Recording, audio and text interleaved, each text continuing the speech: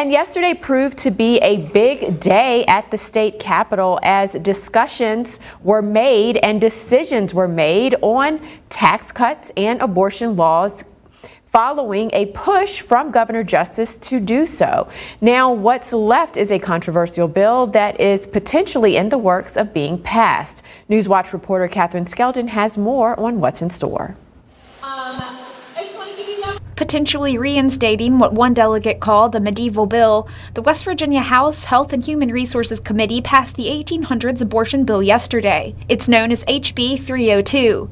It comes after Governor Justice pushed the legislature to clarify and modernize the state's abortion laws. However, under what is outlined in this bill, victims of rape and incest, as well as those with mental disabilities, would have to carry a pregnancy to term.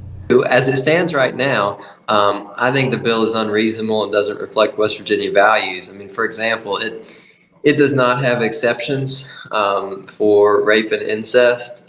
It does have criminal penalties for doctors, and so it's very similar to the law from the 1800s, the outright ban. It's a ban without those exemptions. Justice's initial motive for yesterday's special legislative session was to get support for his 10% income tax cut plan. His announcement about the addition of an abortion law discussion came 13 minutes after the session's rescheduled start time, leaving lawmakers with limited time to prepare. But Justice says the abortion law addition onto the session had nothing to do with the tax cut, that it was just a matter of the party's readiness to talk about it. There's been media that have said to me, did you do that really and truly so you could absolutely make more progress on your tax cut? And I would say to you that you can't possibly insult me anymore. The importance of that is off the chart tenfold. While the full outline was not yet available to the public, the bill allows for abortions only in the case of the mother's life being compromised. Otherwise, abortions are subject to jail time and felony charges. KATHERINE Skeldon, NEWSWATCH. The bill was passed 16-6. It will now move on to the House Judiciary Committee before moving to the full House of Delegates. A joint public hearing will be held in the House chamber on Wednesday at 9 a.m. And of course, the other topic put on the table yesterday, Justice's tax cut plan, as KATHERINE just mentioned, one that he is trying to urge the Senate into taking a serious look at.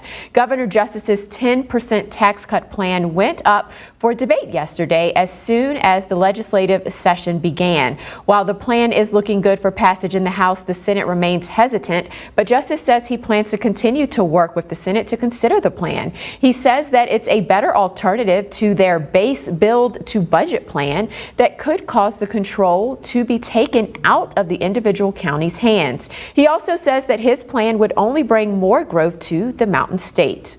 If we can get on a pathway to getting rid of our personal income tax, it'll bring more and more and more growth to West Virginia, and it will be growth off the chart. Look where we're located. To get to a state that has no income tax, you got to drive through us. We're located within a rock's throw of 2/3 of the people of this country.